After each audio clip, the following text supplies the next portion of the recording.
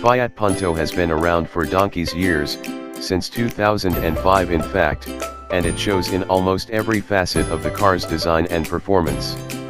It's rather bland looking, is not particularly competitive with newer rivals for emissions or economy, and its engineering and technology feels past the best before date.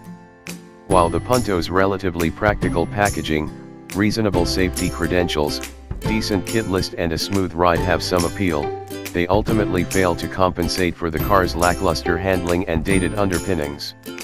Superminis may be mostly bought for their practicality and cost effectiveness, but the best ones are also good fun to drive, and the current generation Punto just isn't.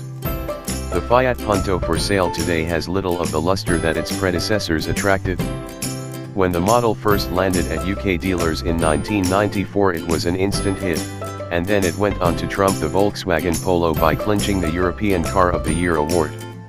Over successive years Fiat made hay with standard models and fun versions like the Punto GT and Punto Sporting, but as competition in the Supermini sector hot up it all started going a bit wrong. By 2005 Fiat had its knickers properly in a twist, confusingly naming versions of the third-generation car the Grande Punto and Punto Evo, before seeing the error of its ways and reverting to simply Punto again in 2012.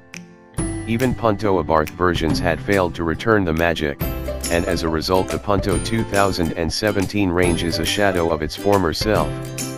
In spite of its name changes and various facelifts, the current Punto's engineering is still firmly based on a car developed in 2005. With rivals like the Ford Fiesta, Vauxhall Corsa, Citroën C3, Hyundai i20, Renault Clio, Peugeot 208 and Skoda Fabia all getting great reviews, the Punto's inadequacies are all too obvious.